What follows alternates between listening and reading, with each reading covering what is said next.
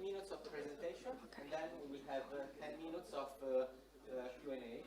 So, Linda, feel free to start.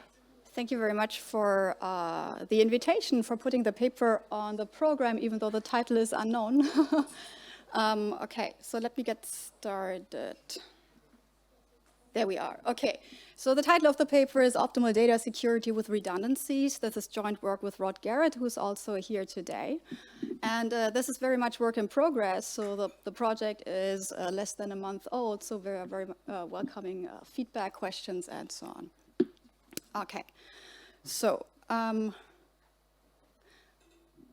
the paper or the project starts with the observation that data is valuable. We know many companies that generate their revenue through observing and processing their customers' data. But we also know that control over data or observing data attracts attackers. Yeah? And so what do we mean with attack here? An attack is either the stealing of information, it's the blocking of access to reading and writing, or it's the compromising of information. Yeah? It's simply that you can no longer rely on the data that you used to rely on previously. Yeah? And so attacks that have been observed is the famous Equifax attacks for sure, but also attacks on JP Morgan. And in the context of blockchain and so on, we are very well aware of double spending attacks, but also of attacks by governments that were freezing their customers or their bank customers' accounts in centralized systems. Yeah. And so that's the idea that we have in mind. Yeah. So control over information, it attracts attackers. On the other hand, firms underinvest in data security. Yeah. So there are reports by Online Trust Alliances that claims that up to 65% of banks critically underinvest in data security and they're prone to cyber attacks. And that's unfortunate because, well, as a company, you take into account that compromising data means that you're losing revenue, but for a customer, if your data is compromised, the social loss is potentially much larger. Yeah? Okay, so what are we looking at?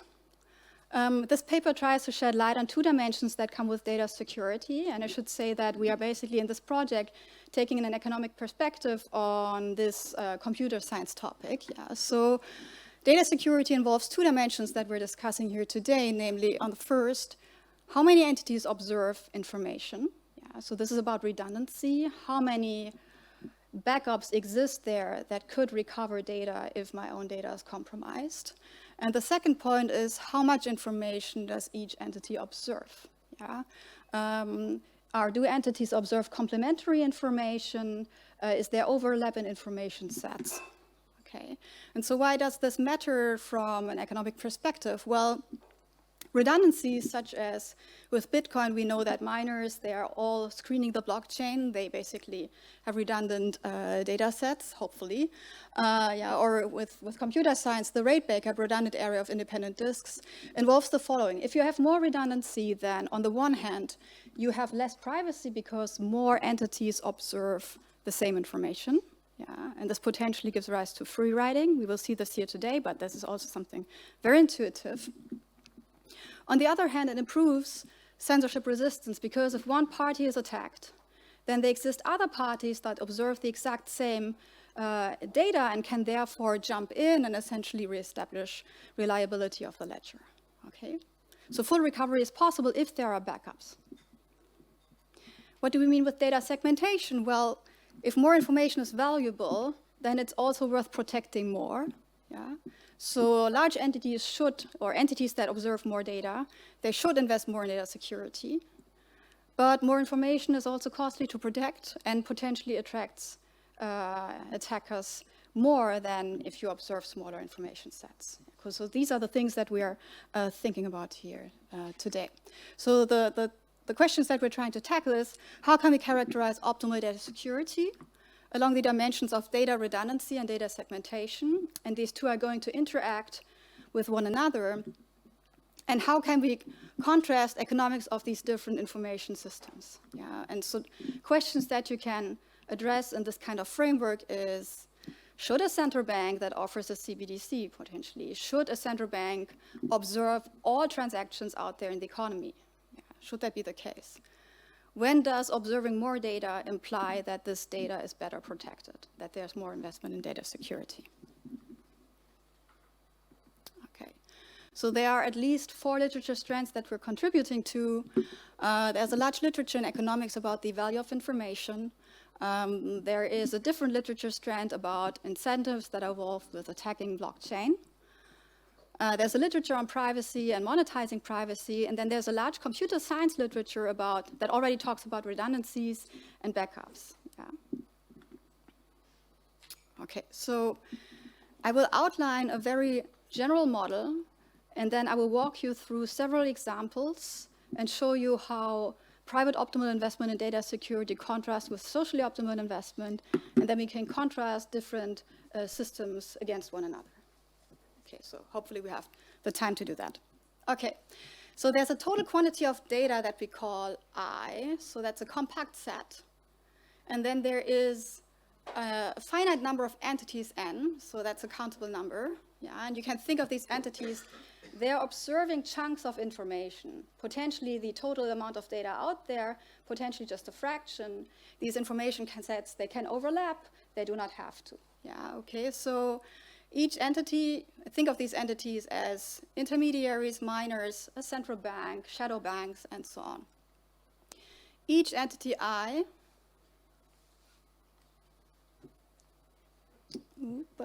there it is, observes a subset of the ledger, and this information is exogenous to the entity. So this is not a model about acquiring data, it's rather that this data is for now given to you, and then you're using that data to generate revenue. Information sets are common knowledge. This means that there we go. So I know the information that I observe, and I also know what other agents observe. Not with regard to content, but I know what share of data they are, what area of the ledger they are observing, essentially. Okay. Now, every piece of data is observed by at least one entity. I think that's intuitive, meaning that all entities jointly observe the full ledger. Yeah, so the entire amount of data is observed if you combine the information sets of all entities in the economy. Okay, and if you have a math background, you can think of these as topological covers of the information. There is redundancies with regard to that multiple entities can observe the same amount or the exact same information. Yeah, potentially they intersect, but this does not have to be the case. Okay, so information is valuable to all entities. There is a revenue function R that only depends on the quantity of data that you observe and is strictly increasing in that quantity. Okay, so the more information you observe, the more revenue you can earn. Yeah, so this is pretty much reduced form. The value of information is symmetric across the ledger in the sense that it does not matter what proportion of the ledger you are observing. If these proportions have the same size, then you're going to generate the same amount of revenue. Okay. Revenue is only earned when the data I is not compromised. I will come back to this term in a moment. Okay, so entities can invest in data security. We call this investment CI. And security costs are a variable cost, meaning that you're paying a per unit price. And you can think of this now, for ease of the talk, as a constant here. Yeah? So per unit of data security that you buy, you have to pay a price that's going to reduce your profits, but it's going to reduce the chance of an attack. And how? So first of all, what is an attack? It's the loss of the reading and writing property of data or the loss of reliability. Yeah? And we're saying that the probability of an attack is a function that depends on the amount of the expenditure that you're willing to invest in data security and the quantity of data that you're observing. And so what does this mean? Yeah, so you can reduce the chance of an attack by investing more in data security. Yeah, so the chance of an attack strictly declines as you invest more, but it declines slower the more and more you invest. But also as you observe more data, it becomes more likely that you're attacked. Yeah, so your probability of attack is increasing in the quantity of data that you're observing. So if it's attacked, Does that already mean the data is compromised? No, come to that. We need a last property, yes? CI is a constant here, is parameter, CI is a choice variable. That's going to be the choice variable of the entity, yeah. Okay, so the last point says that information security is costlier if more information is observed, yeah. So essentially you can reduce the chance of an attack slower if you observe more and more information by investing more units. Okay, so I haven't told you yet when data I is compromised. So I'll come back to that. Let's talk about backups. A full ledger backup, yeah, so a single backup. Okay, so entities I to M. So this does not comprise necessarily all entities, but a subset of them. They form a validation collective if their joint information sets cover the full ledger. So there's a fraction of entities that observe the full ledger. With Bitcoin, that's a single miner. Yeah, so one single miner is already one validation collective. We can also define partial backups as validation collective of a share of information, simply as a collection of entities that jointly observe this quantity of information. Okay, so this is just about constructing a backup, about formulating what entities jointly constitute one backup. Now we're interested in what is the extent of redundancy, what's the depth of the backup. Okay, so this is what we're introducing here. So the backup depth behind one entity is the number of mutually exclusive validation collectives. Yeah, and so let me give you an example. I think this becomes clear very easily. Just imagine all data is observed by a single entity. Yeah, imagine that all data is processed through one monopolistic central bank via a CBDC. Then there's exactly one entity that observes all data. So there's just one validation collective, and therefore just one backup. Yeah? This is an interesting notion of backup. So the Fed, for example, has multiple backups of its ledger. You're counting that as just one. Exactly, yeah. But it has multiple backups. If it has multiple backups. Yes, but okay, but this is a different system, yes. So imagine in Bitcoin, you had only 2 miners.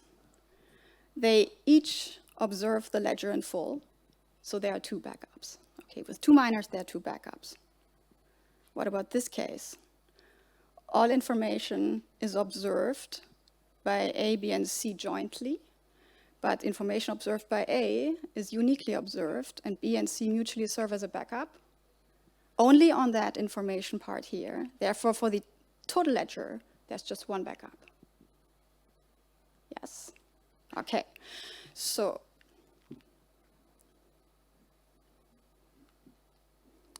mutually exclusive is important because, mutually exclusive comes into play here.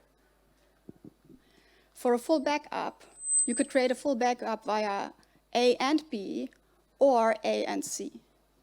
But A is used in both backups, and therefore these validation collectives would not be mutually exclusive. Okay, so there exists just one backup depth of one unit. Okay.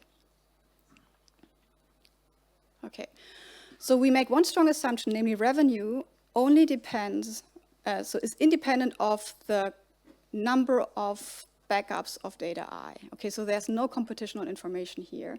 And this is for now to ease the analysis. And that's a strong assumption for sure. Okay. Now here comes the interesting part, and this is where the economics come into play. Yeah, and so this is about when is data I compromised. Data I is compromised only if all validation collectives of I are jointly successfully attacked. Yeah, and I will show you many examples in a moment what that means. If an attack on I was successful, but at least one attack on a validation collective is not, entity I can recover the full data at 0 cost. It's another example, yeah? This means that entity I, having knowledge that there exists a backup, takes into account that if it's successfully attacked, there will be a backup, and so this gives rise to free riding later on. So, are you saying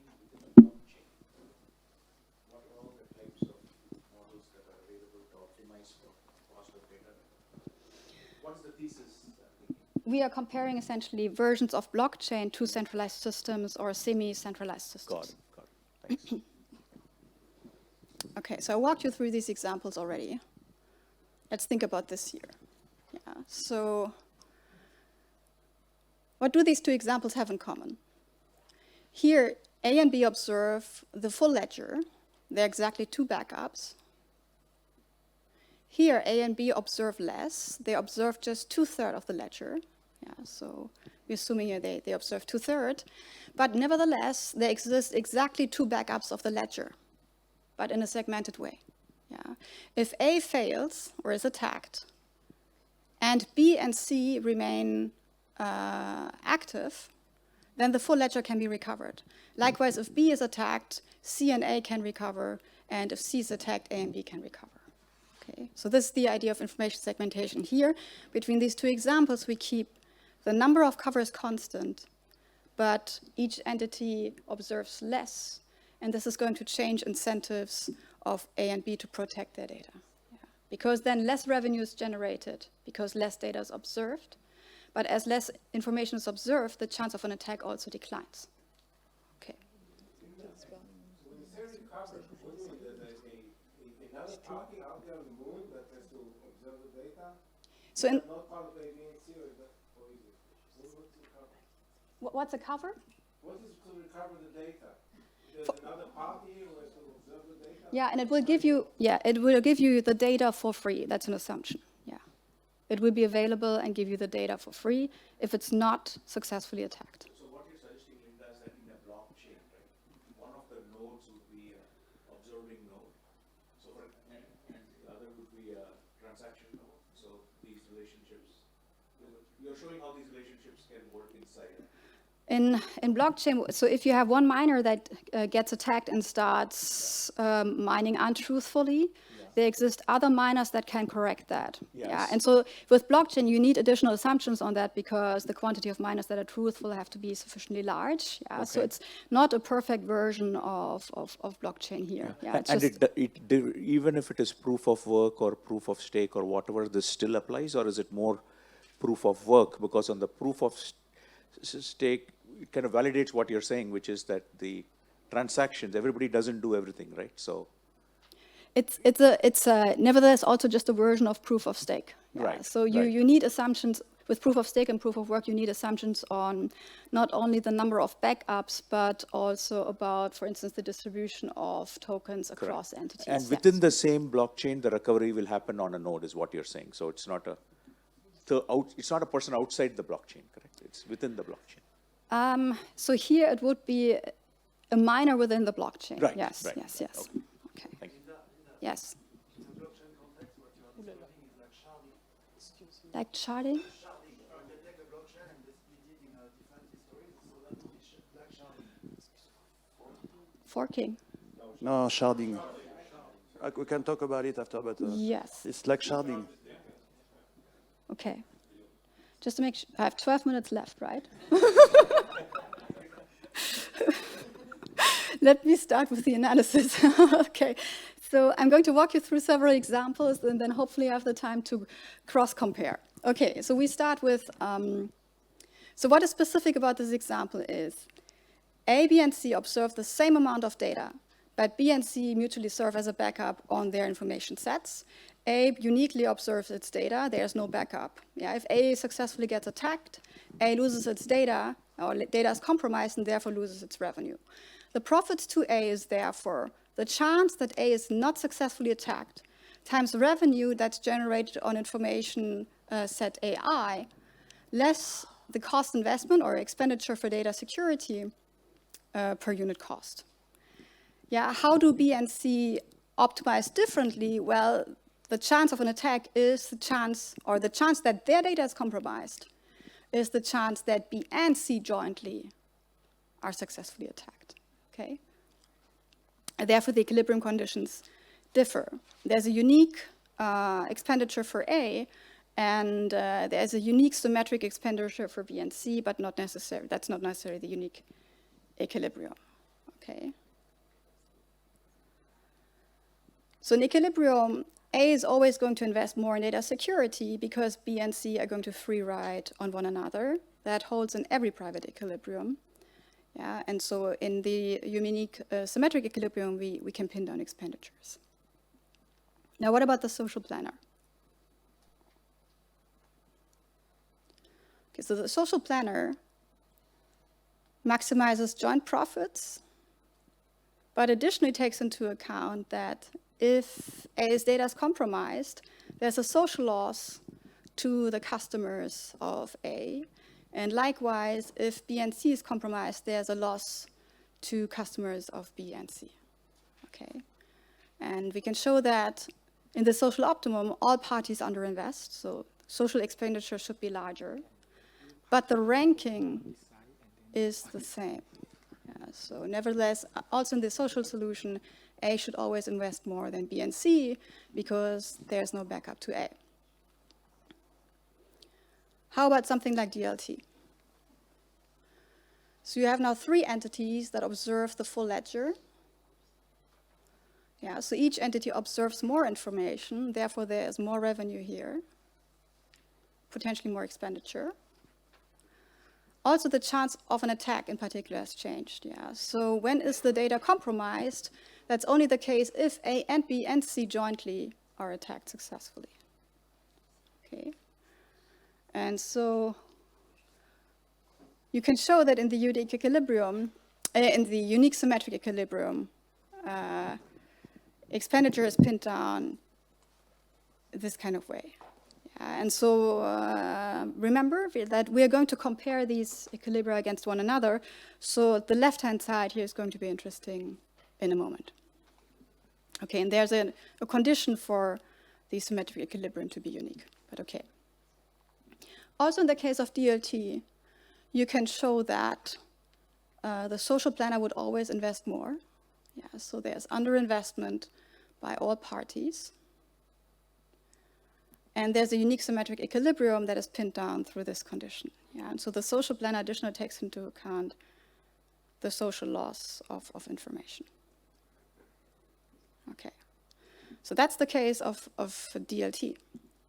What about the banking system, or a version of the banking system right now? Yeah, so what we have in mind here is, imagine I'm transacting with Harold, and this means I'm transacting through my bank, and Harold is transacting through his bank. Yeah, so A and B observe that transaction, but C does not. Yeah, so this is the way you should think about that. All entities now observe less information, but there are exactly 2 backups. Yeah, so how does this information segmentation now change things? So remember now, imagine C fails, but A and B do not, then C can fully recover its data through B and A. Okay.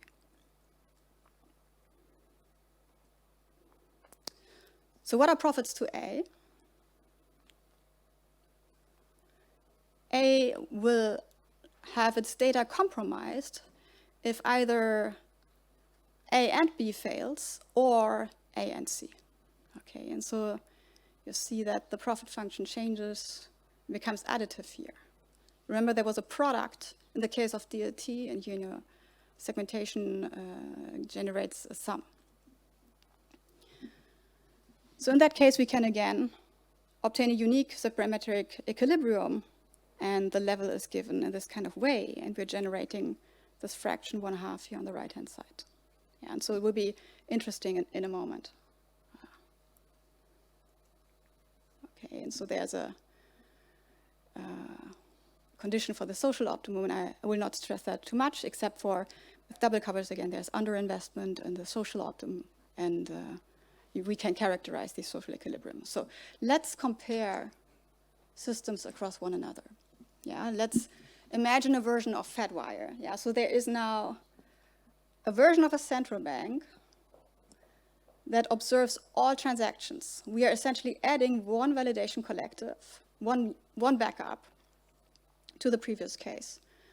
So when is A's data compromised? Well, if A and B and F fails, or A and C and F. Yeah, and so this is going to generate this additional multiplier here. Yeah, so we can characterize the unique private symmetric equilibrium when we add an additional backup. It's going to generate an additional multiplier here. So what we can show is if you add an almighty, all-observing, let's say central bank that observes every transaction in addition to all banks, all entities will invest less. Yeah, so the battery is dying, I think. Yeah, so all they're going to free ride on the Fed. So as you're moving from the, let's say, more traditional case to a case where you have an all-observing entity, all entities are going to invest less. Okay, so that's the equilibrium effect through redundancies.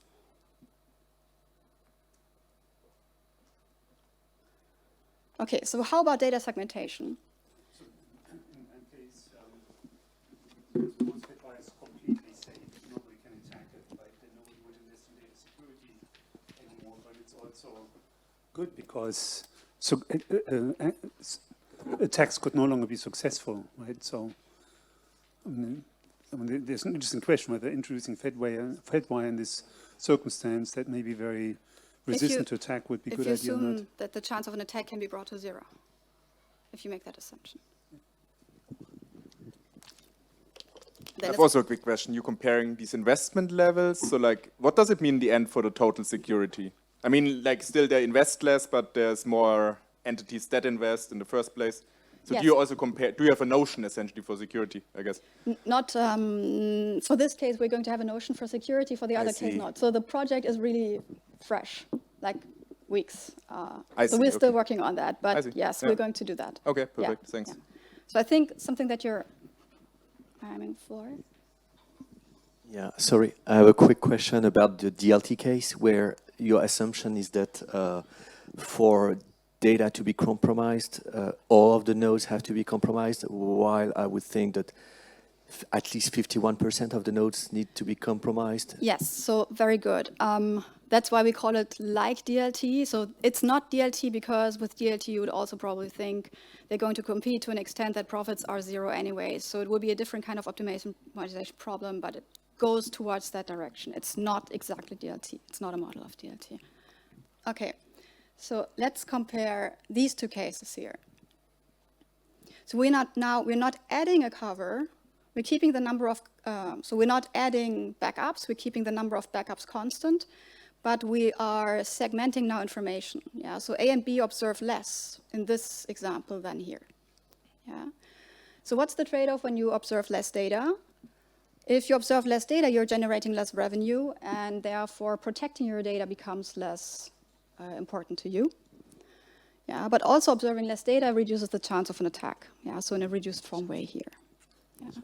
In addition to that, data segmentation, it's going to diversify chances of attacks through these different entities. It changes the probabilistic way how attacks can be successful. Okay, so yes, so my last two slides. So very convoluted slide, I'm sorry for this. Okay, so let's make the strong assumption that in either system, it's symmetrically costly to invest in data. And assume for now that the chance of an attack is independent of the amount of data that you observe. Yeah, so it's not the case that as you observe more data, the chance of an attack increases.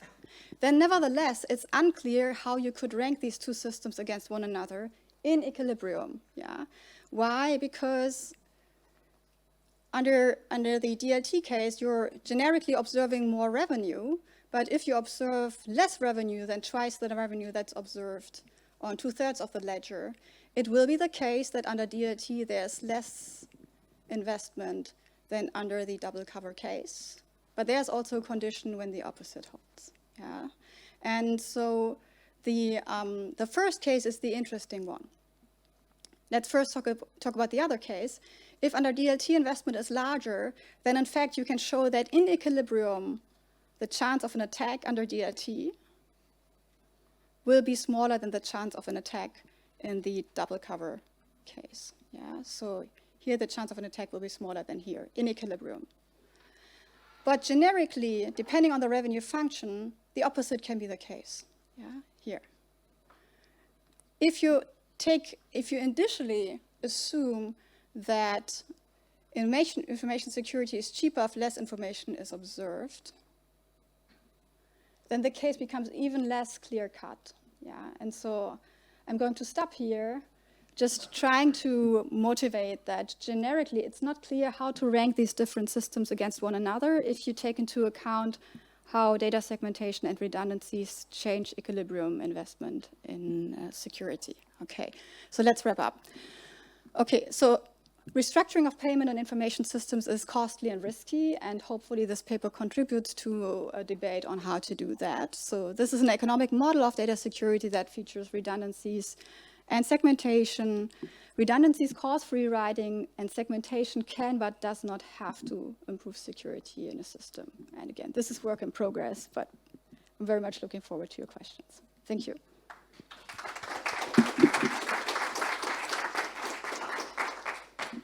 Thanks for the presentation. So we have 1 minute or two for questions, if anyone has. Yeah. Thank you for the presentation. I had a small question. So basically what you're looking at when you think about compromised data is that the data is basically destroyed. So that is kind of requires an end condition, like anybody who keeps the data kind of needs to lose it. Another way of thinking about compromised data is about secret keeping. So that's more about OR statements. So you don't want anybody to lose the data, or that the data is not revealed. Did you also look into that particular case, or are you considering it? I think you can interpret it that way, although, so that would mean that if one entity is already attacked, then everything is revealed, right? So that would be a different kind of structure. So it would be, backups wouldn't help in that case, I guess. Yeah. So probably backups would be the opposite. It makes you more prone to revelations. But you still want revenue from the data, so that's why I guess in your model still some backups might be there. But Yeah, maybe. Yeah, I have to think. No, that's a good question. Yeah, thank you. Just very briefly, can you speak a little bit to the scaling of this? So you have looked at 2 parties, or so it's double cover or the full cover. Yes. So if you had more parties and more splits of the data, I can tell you why. Because as Julian indicated, this could be very relevant for sharding or for roll-ups and the data layers that are kept for those. Okay. So this is early stage work. One thing that I can tell you is if you increase the number of backups on fractions of the ledger, including the full ledger, you always get a reduction in investment. On the other hand, that will also be socially optimal, because as there are more backups, the social planner will reduce investment. The information segmentation case, is a little bit more tricky, because if you have an entity that observes more information to the extent that it all of a sudden creates an additional backup to another entity, it's going to change the profit maximization function of that other entity, and therefore there will be feedback effects. So if you allow entities to observe more, it's not only going to affect the behavior of that entity, but it's going to affect behavior of other entities as soon as information sets are large enough to act as backups of others. So that's tricky. But yeah, we want to work towards that. Okay, I think that's the time to move to the next presentation. Thanks a lot.